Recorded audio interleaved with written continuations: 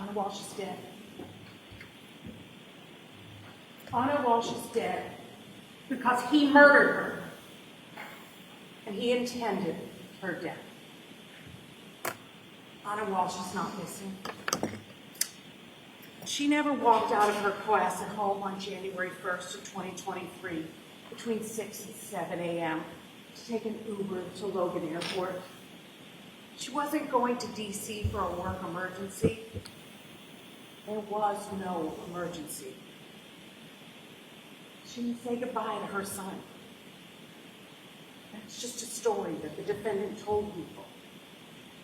But since January 1st, Anna Walshe has not been seen by her friends, her co-workers, or by the people who loved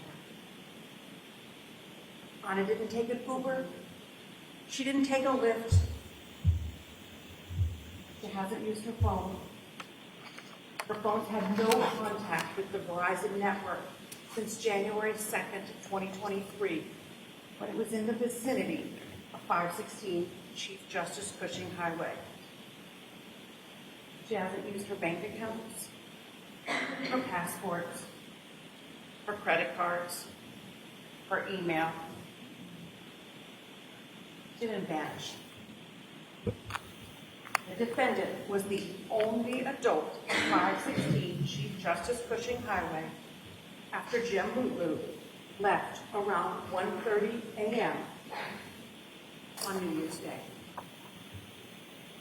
And after he left, Anna was home alone with the defendant and their 3 sons, ages 2, 4, and 6. This defendant caused Anna's death, and the evidence does show you that.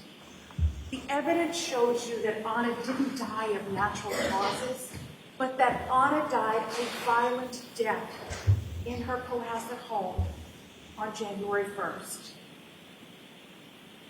You have the photos of those pieces of rug recovered from the dumpster at the defendant's mother's complex. The rug that had been in the living room.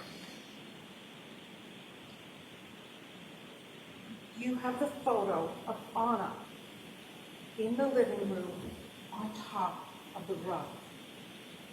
And the photo shows that there are wood floors in that room. There's blood on that rug. The rug was recovered from the compactor outside of the defendant's mother's apartment and taken to the office of the chief medical examiner for examination. And Dr. Atkinson found a blood clot and a piece of Anna's Gucci necklace embedded in one of the cut-up pieces of rug. So look at the piece of metal stamped Gucci. It didn't break on its own. The rest of the necklace is missing. This is the necklace that Will Fatsow said that Anna often wore. Look at the slippers from the dumpster. The 2 pairs of adult slippers. The dark gray slippers have hair and blood clumped to the bottom. And the DNA testing tells you that the slippers had the DNA of Anna Walshe and the DNA of the defendant. Then there's the bathrobe. And there are 2 bloody white towels. A towel was tested and had Anna's DNA. Why did the defendant throw those items out? Because they had Anna's blood on them. And the evidence shows you this because the defendant was researching cleaning. How to clean blood from what floors? Does the dishwasher clean blood?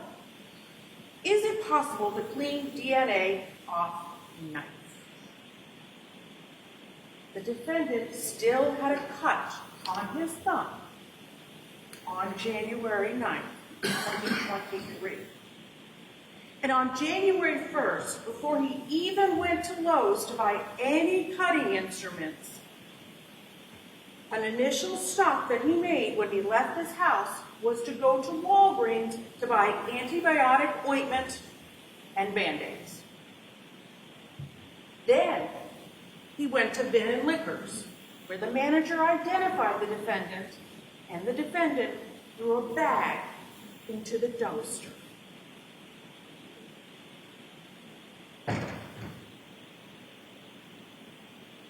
Store is closed. The parking lot is empty. He's not yet gone to Lowe's.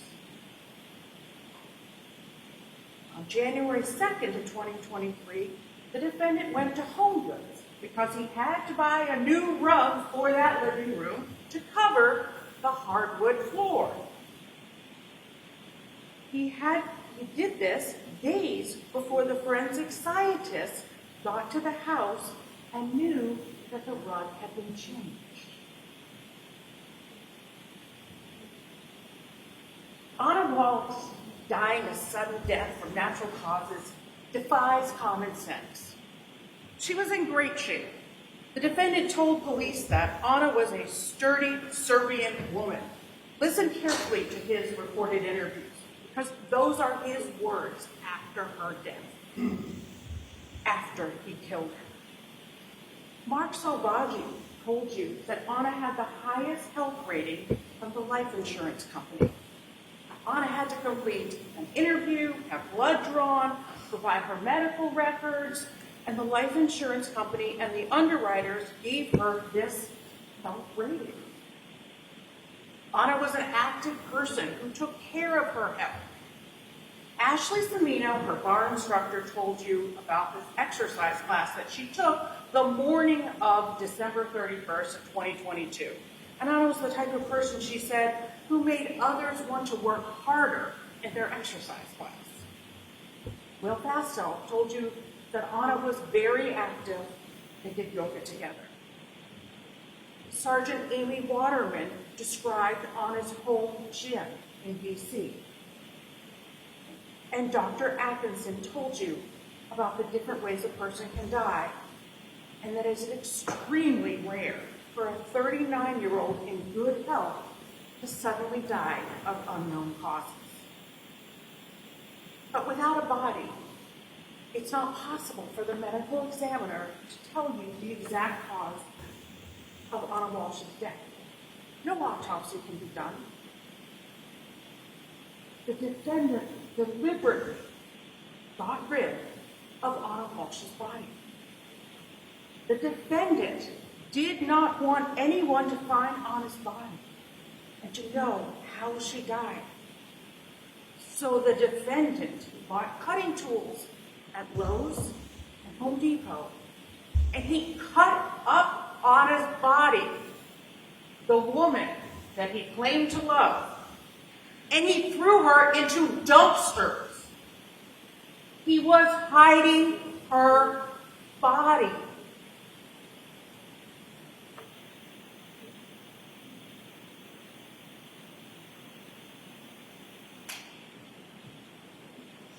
The defendant intended to kill Anne Walshe. He didn't just want her dead, he needed her dead. This was a marriage in crisis, and it was heading towards a breaking point. It began with the defendant's federal case. And through the defendant's interview and his federal probation officer, you learned that the defendant was on home confinement. He was going to have to pay over $400,000 in restitution, and the case had been pending since 2018. You also learned that the defendant had no assets. He told Jamulu that he only made $50,000 to $60,000 that year, but he had told the police that he had businesses that were not making any money at all yet. Peter Capozzoli told you that the defendant's mother had signed the lease for the Cohasset home, and it was his mother that was paying his rent. Meanwhile, Anna was beginning to thrive. The marriage was beginning to deteriorate. Anna had her dream job She had risen to become an executive at Tishman Speyer, and she was making close to $300,000 a year. She earned a bonus. And Teresa Marchese said that Anna was a good employee. And the defendant knew this. He bragged of her bonus and salary. She bought a townhouse, and she furnished that townhouse for her family, and she set up bedrooms for each of her 3 boys. But the reality was, her family couldn't join her because the defendant needed the children with him. Being the primary caregiver allowed him to avoid prison. The separation of the defendant and Anna was taking a toll. Anna wanted the children with her, and Anna began a relationship with Will Fastow, which became more serious. The defendant and Anna were growing apart emotionally and physically. Anna struggled not having her children and not being able to be the mother that she wanted to be. This got worse when Anna took the trip to Serbia to take care of her sick mother. Anna and Will Fastow spent the Thanksgiving holiday first in Dublin before Anna went to Serbia. And Anna bought her plane ticket with the credit card that the defendant monitored. And the defendant told police that he monitored their joint Chase Freedom credit card statement. The MacBook history also shows the defendant looking at the Chase account. The defendant knew about Anna's travel because in a recorded interview, he told the police that she had a layover in Frankfurt, and that connection in Frankfurt is on the same credit card statement. And you can see that. It's right in front of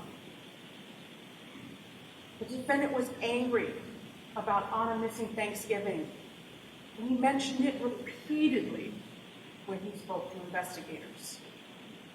I got angry about Thanksgiving, and then I realized it was just sad that we're not spending a lot of time together. And she was sad about it too, and it was exhausting for both of us. She was away from the boys. I was always dealing with the boys. Anna returned from Serbia in December, but she only spent 1 day in Cohasset.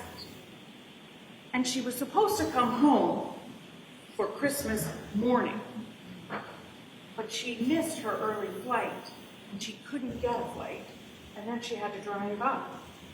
The defendant told police there was an argument. I did have an argument with her for the Thanksgiving and the Christmas Eve, so I wasn't going to make the same mistake 3 times. So what did the defendant do on Christmas Day when his wife wasn't home? He looked up Will Fastow on his cell phone. The man his wife had just spent the night with. The defendant was losing Anna. Anna was missing her children and wanted to be them.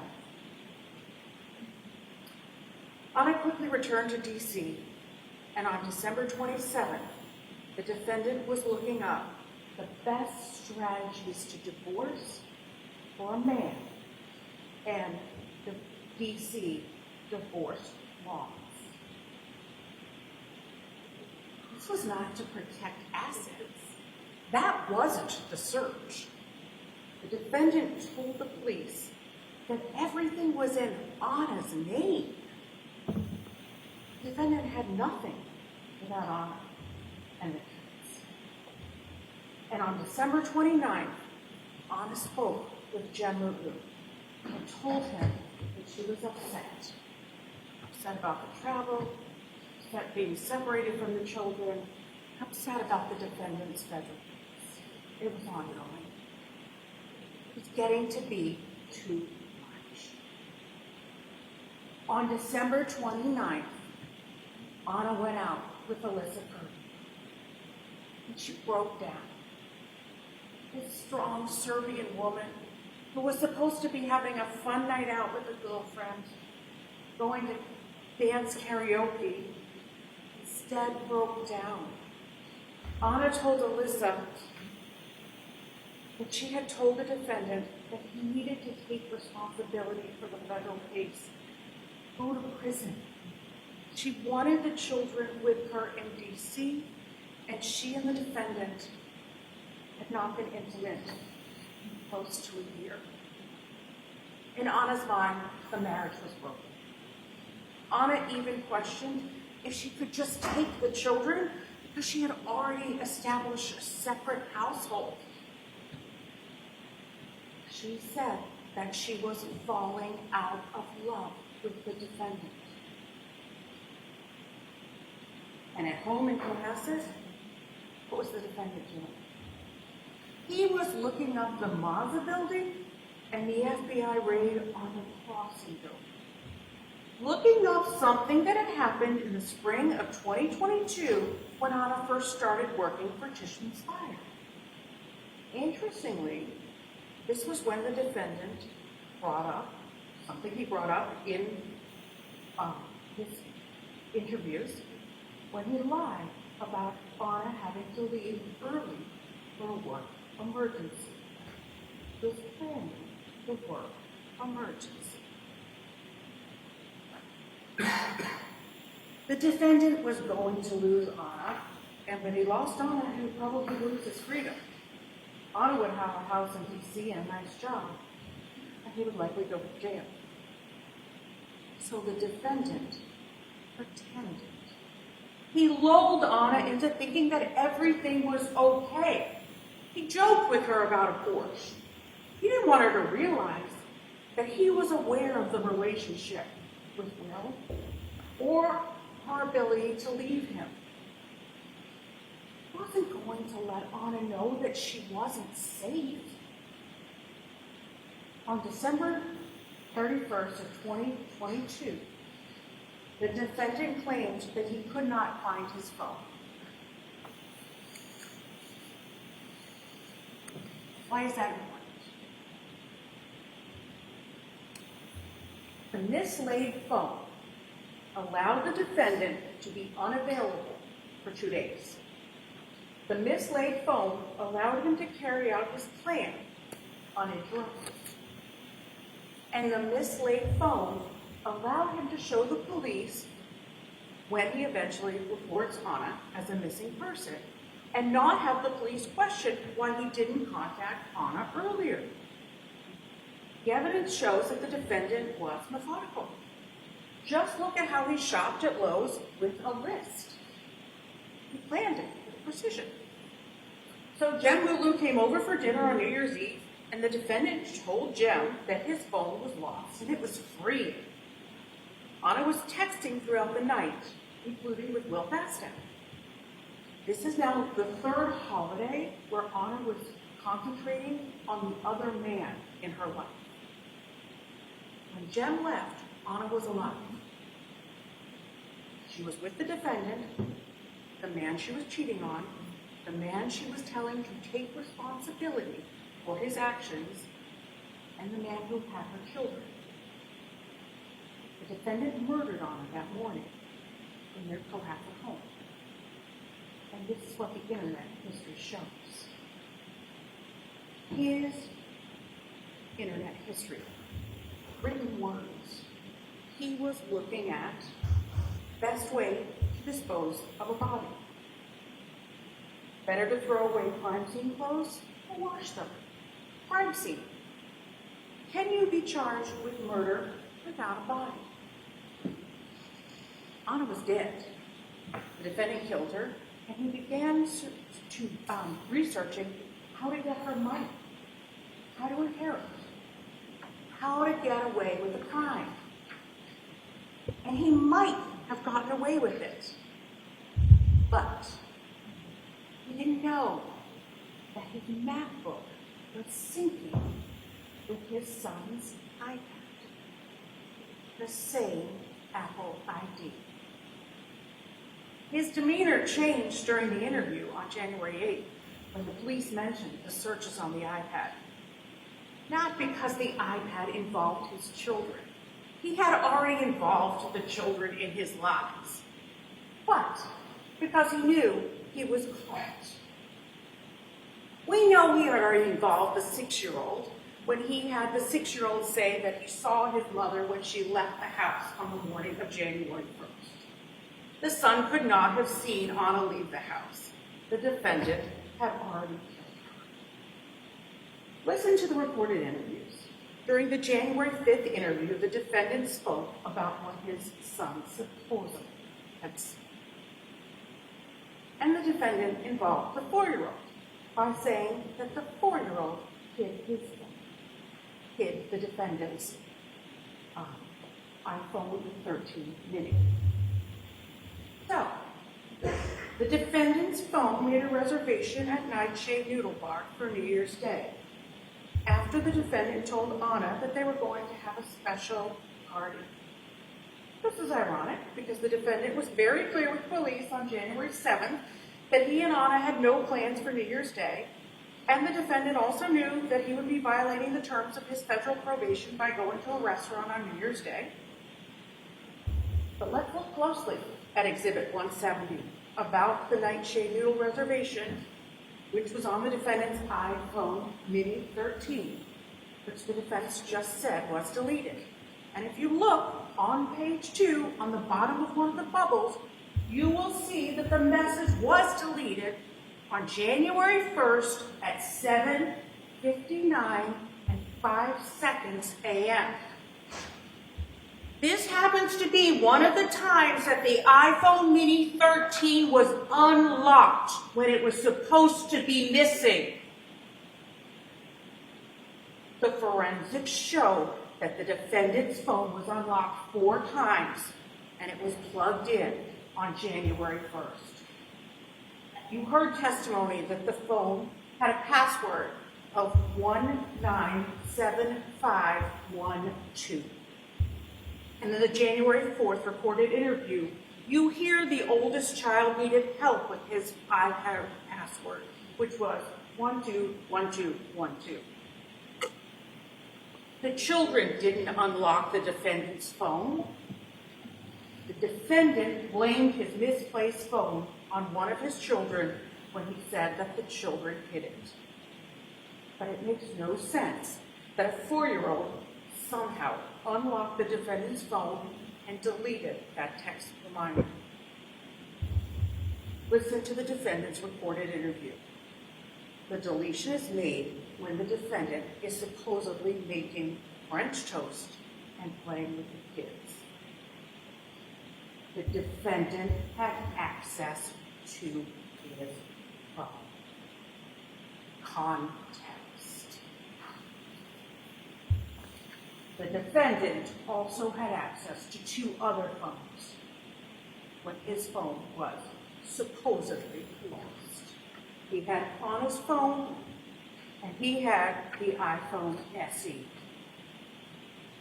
And in the recorded interviews, the defendant told police that on New Year's Eve, Anna had an argument with a friend, and as a result, Anna put her phone upstairs in his bedroom. You said she went and put her phone upstairs after that?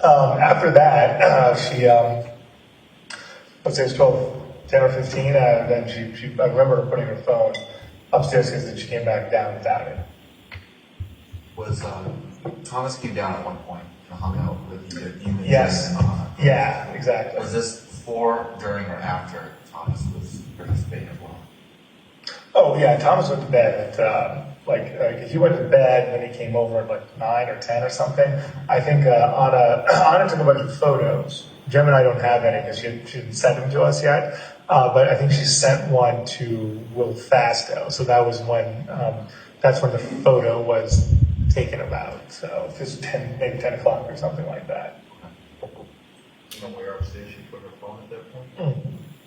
Yeah, on her bedstand. That's not what Jem said. Jem said that Anna was using her phone all night. Melissa Kirby texted with Anna.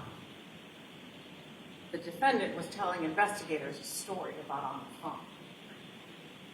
How else do we know that the defendant intended to kill Anna and had a plan for doing so? Look at his internet history. Look at what he did. The defendant set up an area in his basement where he surrounded it with plastic sheeting or a tie-back suit and dismember his wife, the love of his life. Hacksaw, the best tool for dismembering a body? Then, the defendant got rid of Anna's body. He got rid of her belongings. He got rid of her clothes and bag that he told police that she had, but she supposedly left on January 1st. He threw her in the garbage bags, tossed those garbage bags in different dumpsters, disposing of a body in the trash. Chatham West apartment rental, the Claremont apartment rental. And police confirm this with the location data from the SE phone and the iPhone 13 mini. The evidence shows that the defendant did this to hide the fact that he murdered Anna. He could not let Anna's body be found because Anna didn't die of natural causes.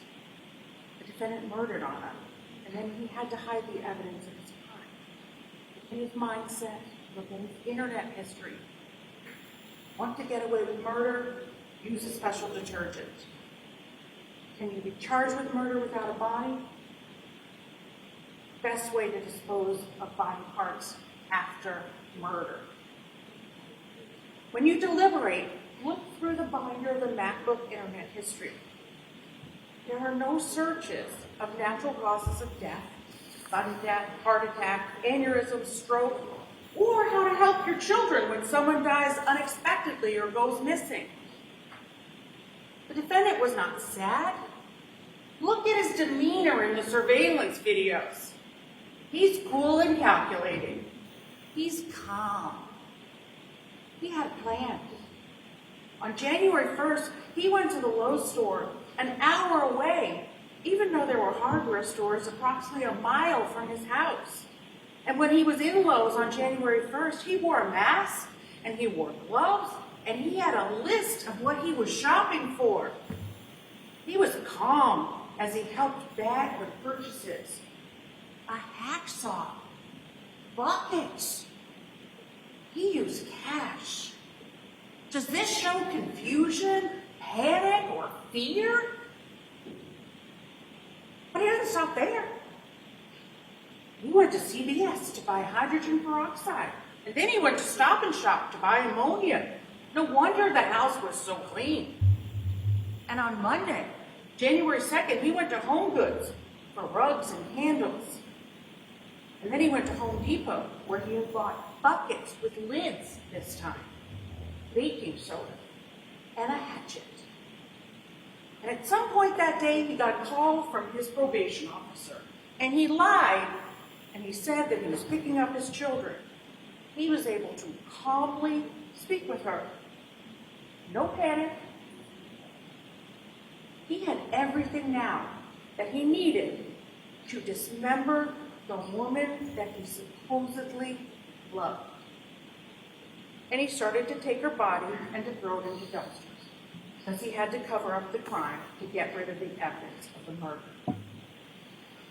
This was not a man in crisis. This was a man who on January 4th went to TJ Maxx to buy pants with a store exchange card. He was calm. But Alyssa Kirby texted him on January 4th asking about Anna, and so he called Tishman's Fire a few minutes later and started to pretend to look for her. He called Will Fastow, but he didn't leave a message. He called back later, and then he calmly left a voicemail. No panic. The defendant knew where Anna was. The defendant even texted Anna's sister in Canada and said that she was missing. He was methodical. Look at the text messages. And at 4:30 p.m. on January 4th, the defendant went to Lowe's to buy a trash can.